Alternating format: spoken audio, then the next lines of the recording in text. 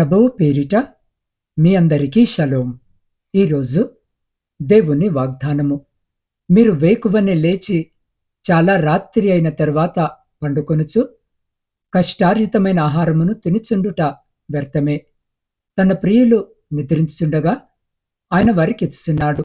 127వ సంకీర్తన 2వ వచనం. ప్రియ సహోదరి సహోదరులారా, ఈరోజు జీవాక్యము వినిచిన మీ అందరికీ మన ప్రభువును ప్రియరక్షకుడైన యేసుక్రీస్తు జీవము కలిగిన నామమున ఈ నూతన దినపు శుభములను వందనములను తెలియజేయుచున్నాను. ప్రియులారా, ఈ లోకములో మనిషి జీవితమంతా ఒక పరుగుల మైదానములా మారిపోయింది. ఉదయం లేచిన క్షణము నుండి రాత్రి ఆలస్యముగా పడుకునే వరకు పని, బాధ్యతలు, కుటుంబము, భవిష్యత్తు భయము, రేపేమి జరుగుతుందో అన్న ఆందోళన. ఈ పరిస్థితుల్లో మనమిలా అనుకుంటూ ఉంటాము, ఇంకా ఎక్కువ కష్టపడితేనే బాగుపడతాను, ఇంకాస్త శ్రమిస్తేనే నా జీవితము సురక్షితమవుతుంది అని. కానీ ప్రియులారా, దేవుని వాక్యము మన ఆలోచనలను ఈరోజు సవాలు చేస్తుంది. మీరు వేకువనే లేచి చాలా రాత్రి అయిన తరువాత పండుకొనుచు కష్టార్జితమైన ఆహారము తినుచుండుటయో వ్యర్థమే అని. ఇది శ్రమను తక్కువ చేయడము కాదు, దేవుని స్థానములో శ్రమను పెట్టడము వ్యర్థమని సెలవిస్తున్న సత్యము. దేవుని ఆశీర్వాదము లేకుండా మన కష్టము మనకు శాంతినివ్వదు. డబ్బుండొచ్చు కానీ నిద్ర ఉండదు. సాధనాలుండొచ్చు కానీ సంతృప్తి ఉండదు. బయట నువ్వుండొచ్చు కానీ లోపల భారముంటుంది. ప్రియులారా, ఈ వాక్యము మనలను ఈరోజు మరో గొప్ప సత్యము వైపు తీసుకుని వెళుతుంది. తన ప్రియులు నిద్రించునగా ఆయన వారికిచ్చుచున్నాడు అని. ఎంత అద్భుతమైన వాగ్దానము కదా! దేవుడు తన ప్రియులను గుర్తించి వారి జీవితాల్లో వారు విశ్రాంతిలో ఉన్నప్పుడు కూడా కార్యాలు జరిగేలా చేసే దేవుడు. మనము ప్రార్థించి దేవునిపై నమ్మకముంచి ఆయన్ను నమ్మి విశ్రాంతి తీసుకున్నప్పుడు దేవుడు మన భవిష్యత్తును సిద్ధము చేస్తాడు, మన మార్గాలను సరిచేస్తాడు, మన అవసరాలను ముందే చూసి తీరుస్తాడు. ఈరోజు ఈ వాక్యము మనల్ని ఒక ప్రశ్న వేస్తుంది. నీవు నీ శక్తిపై ఆధారపడి జీవిస్తున్నావా, లేక నా కృపపై విశ్రాంతి పొందుతున్నావా అని. ప్రియులారా, దేవునితో నడిచే జీవితము శ్రమ లేనిది కాదు కానీ భారము లేనిది. ఎందుకంటే భారము మనదైతే కష్టము, భారము దేవునిదైతే మనకు విశ్రాంతి. కాబట్టి ప్రియులారా, తన ప్రియులు నిద్రించుండగా ఆయన వారికిచ్చున్నాడు అన్న మాట ప్రకారము తన ప్రియమైన బిడ్డలు నిద్రపోతూ ఉండగా ఆయన వారికిస్తున్నాడంట.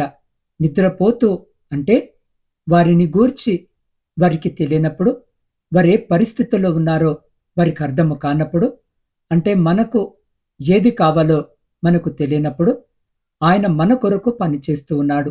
మన పక్షముగా, మనకు బదులుగా ఆయన పనిచేసి మనకు కావలసినవన్నీ అనుగ్రహిస్తూ ఉన్నాడు.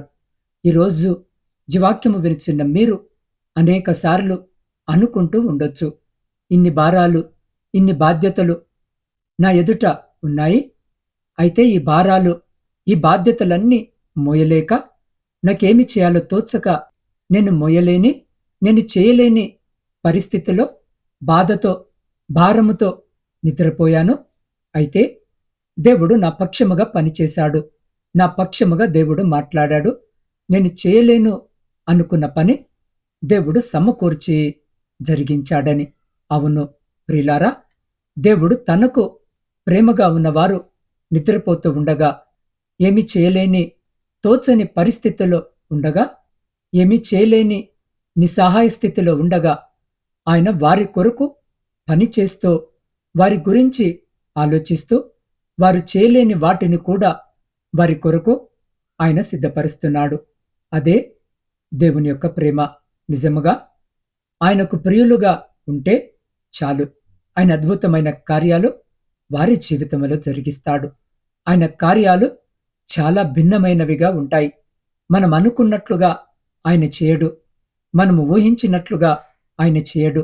మన ప్రణాళిక ప్రకారముగా మన మార్గములో ఆయన చేయడు, కాని ఆయన ఇంకా చాలా అద్భుతముగా చేస్తాడు. మన ఊహకు అందని కార్యాలు ఆయన చేస్తాడు.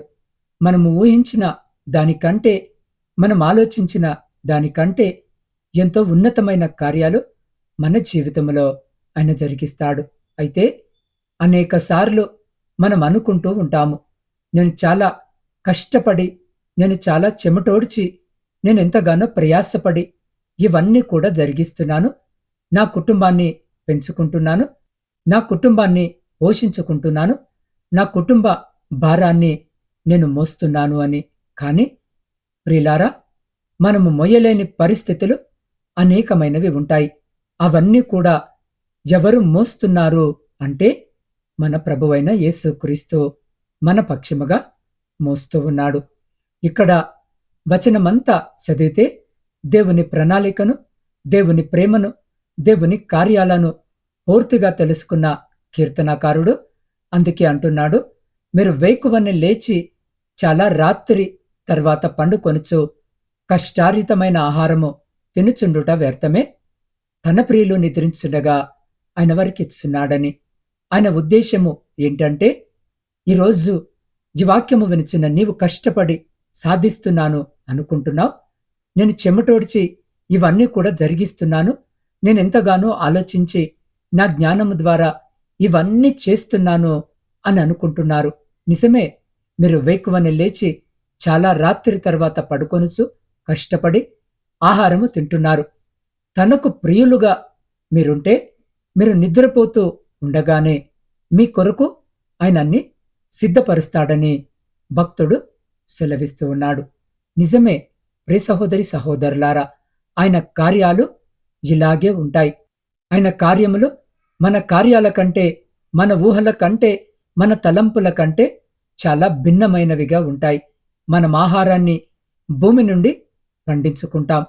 ఎంతో చెమటోడ్చి కష్టపడి పండించుకొని మన కుటుంబాన్ని పోషించుకుంటూ ఉంటాము. అయితే ప్రియ సహోదరి సహోదరుడా, జాగ్రత్తగా విను. తనకు ప్రియులుగా ఉంటే ఆయన ఆకాశము నుండి మన్నాను కురిపిస్తాడు. ఇశ్రాయేలీయులకు ఆకలైనప్పుడు ఆ భయంకరమైన అరణ్య మార్గములో ఆయన భూమిని పండించి, భూమిని సేద్యపరిచి వారికి ఆహారము ఇవ్వలేదు, కాని ఆకాశము నుండి మన్నాను కురిపించాడు. అంటే మనకు తెలియని మార్గములో, మనము నిద్రపోతూ ఉండగా, మనకర్థము కాని మార్గములో, మనము ఊహించలేని మార్గములో ఆయన అనుగ్రహిస్తాడు. మనము నూతి నుండి నీళ్లను తోడుకుంటాము, కాని ఆయన బండ నుండి వారికి నీటిని దయచేసి వారి దాహాన్ని తీర్చాడు. అవును ప్రియ సహోదరి సహోదరుడా, మీరేది నమ్ముతారో అదే మీ జీవితంలో జరుగుతుంది. దేవుడు జరిగిస్తాడు. నేను తీసుకునే ఆహారము నాకు బలమిస్తుంది, ఈ బూస్ట్ హార్లిక్స్ ద్వారా నేను బలము పొందుకుంటానని మీరు నమ్మితే అదే మీకు దొరుకుతుంది.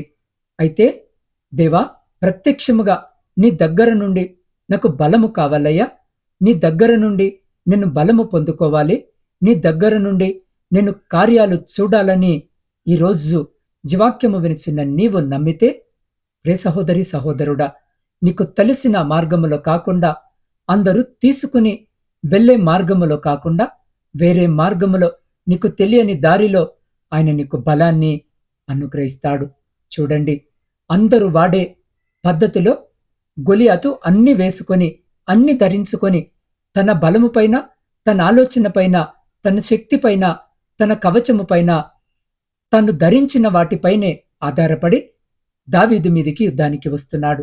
అయితే అందుకు భిన్నముగా దావీదు 4 రాళ్లు ఏరుకొని వెళుతున్నాడు. యుద్ధానికి ఎంత అద్భుతము కదా! శరీరంలో ఎక్కడ కాలి లేకుండా కవచాన్ని ధరించి అన్నీ పెట్టుకొని వస్తున్న గొలియాతు ఓడిపోయాడు. ఏమి ధరించకుండా 4 రాళ్లు ఏరుకొని వెళ్ళిన దావీదు గెలిచాడు. అవును ప్రియ సహోదరి సహోదరుడా, ఈరోజు జీవాక్యము వినిచిన మీ ప్రయత్నాలు, మీ ఆలోచనలు, మీ బలము, మీ పరిస్థితులన్నీ ఓడిపోయినప్పుడు దేవుని పైన ఆధారపడితే, ఆయనకు ప్రియముగా మీరు జీవిస్తే, ఆయన మీరు కలిస్తే, మీరు మట్టి పట్టుకున్నా అది బంగారముగా మారిపోతుంది. ఆయనతో మీరు కలిసి పనిచేస్తే అద్భుత ఆశ్చర్య కార్యాలను మీరు చూస్తారు. కాబట్టి ఈరోజు జీవాక్యము వింటున్న ప్రియ సహోదరి, సహోదరుడా, మీరెంత కష్టపడి చాలా రాత్రి అయిన తర్వాత పండుకొనుచు, నేనింత రాత్రి అయిన తర్వాత పండుకొంచు, నేనింత చెమటోడుస్తున్నాను, ఇంతగా కష్టపడుతున్నాను, ఇంతగా ఆలోచిస్తున్నాను, అయినప్పటికీ నా జీవితంలో అరకొర జీవితముగానే ఉంది. కష్టపడుతున్నాను కాని నా బిడ్డలకు కావలసినవి నేను పెట్టలేకపోతున్నాను, నా కుటుంబాన్ని నేను సరిగ్గా పోషించుకోలేకపోతున్నాను, చాలని పరిస్థితుల్లో నేనుంటున్నాను, ఆరోగ్యము కోసము ఎంతో కష్టపడుతున్నాను, ఎంతో ధనము ఖర్చు పెడుతున్నాను, ఎన్నో ఆసుపత్రుల్లో తిరుగుతున్నాను, అయినప్పటికీ ఆరోగ్యము పొందుకోలేకపోతున్నాను, ఎన్నో నిద్రలేని రాత్రులు గడుపుతూ ఎంతో కష్టపడి చదువుతున్నాను, ఎంతగానో కష్టపడుతున్నాను, కానీ సరైన మార్కులు రావడం లేదు. నా బిడ్డల కొరకు నేనెంతగానో ఆలోచిస్తున్నాను, వారిని మంచి మార్గములో నడిపించాలని వారి కొరకు ఎంతగానో ప్రయాసపడుతున్నాను, ఎన్నో మాటలు వారికి చెప్తున్నాను, ఎంతగానో వారిని ప్రేరేపిస్తున్నాను, అయినప్పటికీ వారి జీవితాలు అలానే ఉన్నాయి. ఆర్థిక పరిస్థితుల్లో నేను పైకి రావాలని, ఆర్థిక బంధకాల నుండి నిన్ను విడిపించాలని రాత్రనక పగలనక కష్టపడుతున్నాను, ఎన్నో మార్గాల్లో వెళుతున్నాను, ఎన్నో పనులు చేస్తున్నాను, అయినప్పటికీ ఆర్థిక బంధకాలు అలానే ఉంటున్నాయి. ఏమాత్రము మార్పు లేదు నా జీవితంలో అని ఈ ఉదయం బాధపడుతున్నావా? అనేక దినాలుగా ఇదే ఆలోచనతో మీరు సతమతమై పోతున్నారా? ఎటు తోచని పరిస్థితుల్లో మీరున్నారా? ఎంత కష్టపడినా ఏమీ సాధించలేకపోతున్నారా? అయితే ఈరోజు మీకొక గొప్ప శుభవార్త. ప్రియ సహోదరి, సహోదరుడా, మీ కష్టానికి దేవుని తోడు పెట్టుకోండి, మీ పనికి దేవుని తోడు తీసుకొని వెళ్ళండి. మీరేదైతే చేయబోతున్నారో, తండ్రి, నేనొక్కదానినే చేయలేనయ్యా, నాకు అసాధ్యము తండ్రి, నేను రాత్రి ఇంకా పగలు కష్టపడుతున్నాను కానీ చేయలేకపోతున్నాను, అయితే మీరు నాతో ఉంటే నేను కష్టపడి పని చేస్తానయ్యా అని ఆయనకిష్టముగా మీరు జీవిస్తూ ఆయనతో పాటు మీరు వెళ్ళండి. ప్రతి విషయములో ఆయన సలహా తీసుకోండి. మొదట ఆయన రాజ్యమును, నీతిని వెతకండి, మీకు కావలసినవన్నీ ఆయనే అనుగ్రహిస్తాడు. ప్రియ సహోదరి, సహోదరుడా, ఆయనకు ప్రియముగా ఉండి మీరు నిద్రపోతున్నా మీకేది కావాలన్నా ఆయన సమకూరుస్తాడు. ఎంత ఖర్చు పెట్టినా, ఎక్కడెక్కడ తిరిగినా రాని ఆరోగ్యము ఆయనకు ప్రేమగా ఉండి, తండ్రి నీ చిత్తమయ్యా అని ఆయనపై ఆధారపడితే నువ్వు నిద్రపోతూ ఉంటే నీకు ఆరోగ్యం అనుగ్రహిస్తాడు. కాబట్టి ఈరోజు ఈ వాక్యము వింటున్న ప్రియ సహోదరి, సహోదరుడా, మీ పరిస్థితులు ఎంతగా దిగజారిపోయినా భయపడవద్దు, కలవరపడవద్దు, దేవునిపై ఆధారపడండి. మీ ఊహల కందని, మీ ఉద్దేశాలకు మించిన గొప్ప కార్యాలు ఆయన నీ జీవితంలో జరిగించబోతున్నాడు. కాబట్టి ప్రియ సహోదరి, సహోదరుడా, ఈ క్షణములో పరిశుద్ధాత్మ మన హృదయాలతో మాట్లాడుతూ ఉన్నాడు. మీ జీవితాన్ని మీరు గమనించుకోండి. రాత్రిళ్ళు నిద్రపట్టక ఆలోచనలతో పోరాడుతున్నారా?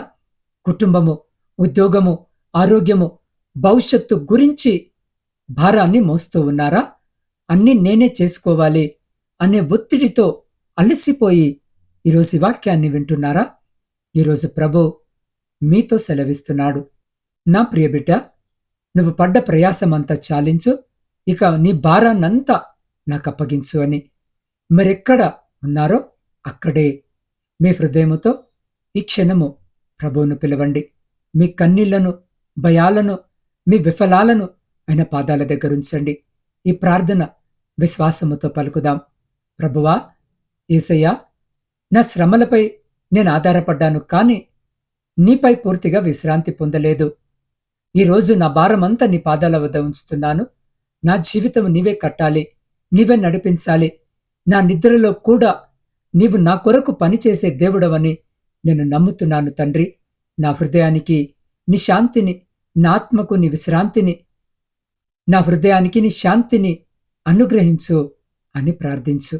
ప్రియ సహోదరి, సహోదరుడా, ఈరోజు నీ భయాన్ని వదిలేసే, ఆందోళనను దేవునికి అప్పగించు. నీ శ్రమ కన్నా దేవుని కృప గొప్పదని ఒప్పుకో. ఈ రోజు నుండి ఇలా జీవించడానికి ప్రయత్నిద్దాం. శ్రమతో కాదు, విశ్వాసముతో జీవిద్దాం. ఆందోళనతో కాదు, విశ్రాంతితో జీవిద్దాం. భయముతో కాదు, దేవుని నమ్మకముతో జీవిద్దాం. ఎందుకంటే తన ప్రియులు నిద్రించునగా ఆయన వారికిస్తానని వాగ్దానము చేసిన దేవుడు. అందుకే ఈరోజు జీవాక్యము వినిచిన మీరు ఎక్కడికి వెళుతున్నా, ఏ పని కొరకు వెళుతున్నా, ఉద్యోగమైన, వ్యాపారమైన, చదువైనా, పరీక్షైనా, ఒకవేళ ఆస్పత్రికి వెళుతున్నా, ఏ కార్యము కొరకు మీరు వెళుతున్నా, ఒక్క నిమిషము ప్రియ సహోదరి, సహోదరుడా, నాతో పాటు మోకరించండి. దేవునికి అప్పగించుకోండి. మీ అందరి కొరకు నేను విజ్ఞాపన చేయబోతున్నాను. మీరు కూడా నాతో కలిసి విజ్ఞాపన చేయండి. దేవుడి రోజు ప్రతి విషయంలో ఈ వాక్యము వినిచిన మీకు విశ్రాంతిని అనుగ్రహించబోతున్నాడు. కాబట్టి ఈ సమయంలో మీరు ఏ స్థలములో ఉన్నా, ఏ స్థితిలో ఉన్నా, అదే స్థితిలో, అదే స్థలములో మోకరించి నాతో పాటు ప్రార్థనలో ఏకీభవించినట్లయితే మనమందరము కలిసి ప్రార్థన చేసుకుందాం. సర్వమును సృష్టించి సదా ఏకరీతిగా పరిపాలిస్తున్న మా ప్రియ పరలోకపు పరమ తండ్రి, మీ జీవము కలిగిన నామానికి స్తుతులు, స్తోత్రాలు, వందనాలు. అయ్యా, ఈ ఉదయకాల సమయం నా తండ్రి, మీ లేఖన భాగము ద్వారా మీరు నాతో మాతో మాట్లాడి మమ్మల్ని బలపరిచిన మీ గొప్ప ప్రేమను బట్టి మీకే కృతజ్ఞత వందనాలు. అయ్యా, ఇంతగా మమ్మల్ని ప్రేమిస్తూ నడిపిస్తున్న దేవా, నీకే వందనాలు. అయ్యా, మేము నిస్సహాయులము, మేము బలహీనులము. మీరు నడిపించకపోతే, మీరు సహాయము చేయకపోతే మేమేది సాధించలేము. అందుకే తండ్రి, రోజు పూర్తిగా మమ్మల్ని మేము నీకు అప్పగించుకొనిచున్నాం. ఎంతమంది ఈ సమయంలో మోకరించి నీ వైపు చూస్తున్నారో, ప్రార్థిస్తున్నారో, అందరూ కూడా అయ్యా, వారందరూ కూడా నీకు సమర్పించుకుంటున్నారు. తండ్రి, ప్రతి ఒక్కరిని అంగీకరించండి. వారి పరిస్థితులు ఏ విధముగా ఉన్నా వారిని క్షమించి అయ్యా వారిని అంగీకరించండి. ఈరోజు వారి కష్టము కాదు, వారి పని కాదు, వారి ఆలోచనలు కాదు, నీ ఆలోచనలపై ఆధారపడుతున్నామయ్యా. ప్రతి ఒక్కరూ నీపై ఆధారపడుతూ ఉండగా, అందరి జీవితాల్లో వారు నిద్రిస్తూ ఉండగా మీ కార్యాలు జరిగించండి. వారు నిద్రిస్తూ ఉండగా వారి కొరకు పని చేయండి. వారు నిద్రిస్తూ ఉండగా వారి జీవితంలో అద్భుతాలు జరిగిస్తున్నందుకే వందనాలు. దేవా, ఈరోజు జన్మదిన, వివాహ వార్షికోత్సవాలు జరుపుకుంటున్న ప్రతి బిడ్డతో మీరుండండి. వినూతన దయాకిరీటం దయచేయండి. ఆ రీతిగాని ఇతరత్ర శుభకార్యాలు జరిగించుకుంటున్న ప్రతి బిడ్డను కూడా జ్ఞాపకం చేసుకొని వారితో మీరుండి సంతోషకరమైన జీవితము బిడ్డలకు దయచేయమని వేడుకొంచున్నాం.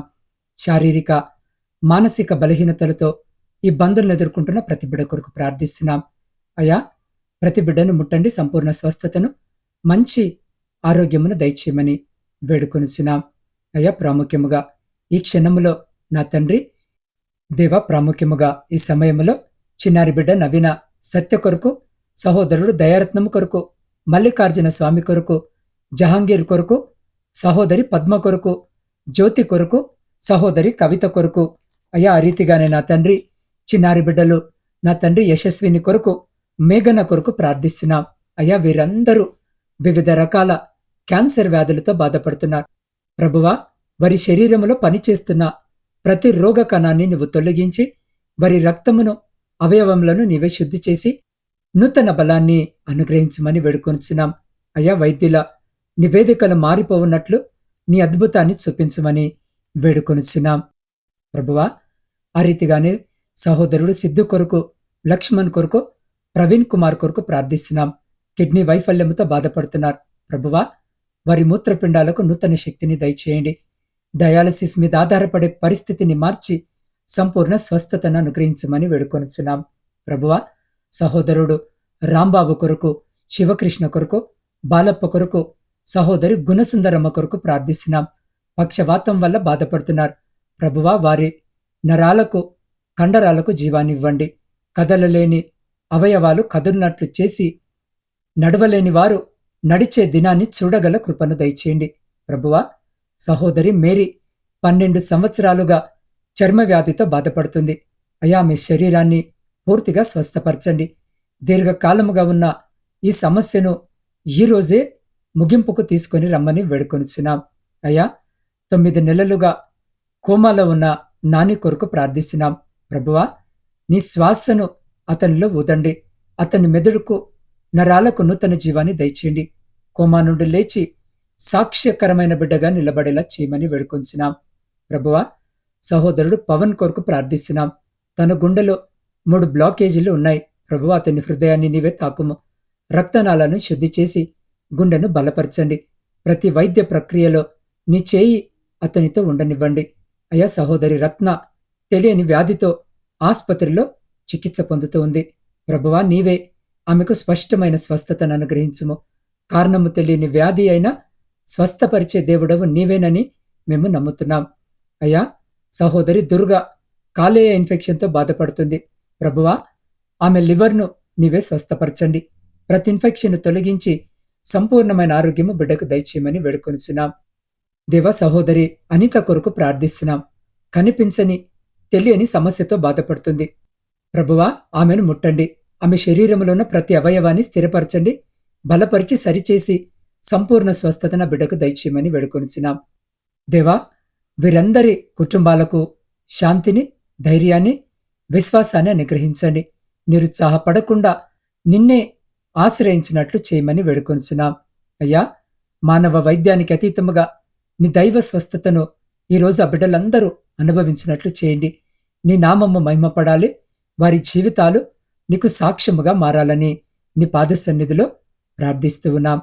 దేవ, ప్రాముఖ్యముగా ఈరోజు విశ్వాసముతో మరొక మారు అయా సహోదరి కుసుమ కొరకు నీ పాద సన్నిధికి వస్తూ ఉండగా బిడ్డ తన MBBS మొదటి సంవత్సరము చివరి వైవా మరియు ప్రాక్టికల్ పరీక్షలు రాస్తూ ఉంది. ప్రభువా, ఈరోజు ఆ బిడ్డ ఎంతో కష్టపడి చదువుకుంది. అయ్యా, ఈ క్షణము ఆమె చేసే ప్రతి ప్రయత్నాన్ని నీ కృపతో ఆశీర్వదించండి. ప్రభువా, పరీక్ష గదిలో ఆ బిడ్డతో మీరుండండి. తన హృదయంలో ఉన్న భయాన్ని, ఒత్తిడిని తొలగించండి. ఆ బిడ్డకు ప్రశాంతమైన మనస్సును, ధైర్యాన్ని ఆ బిడ్డ హృదయంలో ఆ బిడ్డకు దయచేయండి. అయ్యా, వైవా సమయంలో అడిగే ప్రతి ప్రశ్నకు సరైన సమాధానము గుర్తుకు వచ్చినట్లు చేయండి. ప్రాక్టికల్ పరీక్షలో ఆమె చేతులు నిశ్చలంగా ఉండునట్లు, ఆలోచనలు స్పష్టంగా ఉండునట్లు ఆశీర్వదించండి. తన నోటి నుండి వచ్చే మాటలు క్రమంగా, ధైర్యంగా వచ్చినట్లు చేయము. ప్రభువా, పరీక్షలు చూసే అధ్యాపకుల హృదయాలను కూడా మీరే నడిపించండి. ఆమెపై కృపను చూపించి మంచి ఫలితము పొందుకున్నట్లు దీవించండి. అయ్యా, ఈ పరీక్షల ద్వారా ఆ బిడ్డకు గౌరవము మాత్రమే కాకుండా నీ నామానికి మహిమ కలుగునట్లు చేయండి. భవిష్యత్తులో ఆ బిడ్డ ఒక మంచి వైద్యురాలిగా అనేక మంది జీవితాలకు ఆశీర్వాదకరముగా మారినట్లు దయచేయండి. అయ్యా, ప్రభు నాతో ఉన్నాడు, అందుకే నేను విజయవంతురాలనయ్యాను అనే సాక్ష్యము ఆ బిడ్డ నోటి నుండి వచ్చినట్లుగా చేయమని వేడుకొనిచున్నాం. దేవ, ప్రాముఖ్యముగా ప్రపంచంలో శాంతిని, సమాధానాన్ని కలిగించి విడిపైన విచ్ఛిన్నమైన ప్రతి కుటుంబాన్ని తిరిగి కట్టుమని వేడుకొనిచున్నాం. అయా రీతిగానే దేవ, నా ఆత్మీయ కుటుంబ సభ్యులందరి కొరకును మీ పాద సన్నిధిలో ప్రార్థిస్తూ ఉన్నాను. ప్రతి బిడ్డను జ్ఞాపకము చేసుకోండి.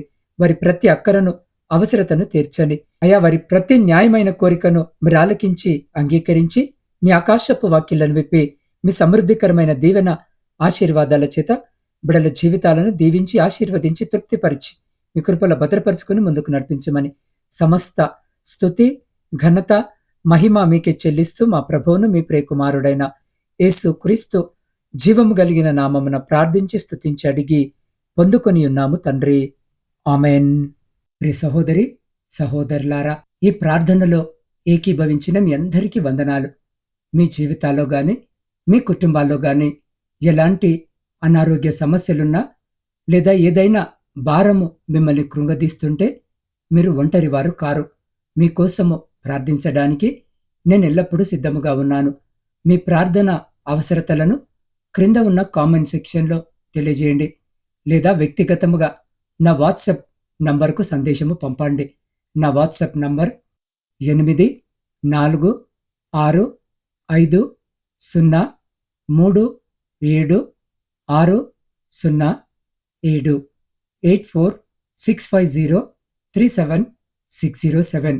మీరు పంపే ప్రతి అభ్యర్థన కోసము నేను ప్రత్యేకంగా ప్రార్థిస్తాను. దేవుడు మీకు తోడయుండి మీ సమస్యల నుండి విడుదల కలిగించునుగాక. దేవుని కృప మీకు తోడయుండునుగాక.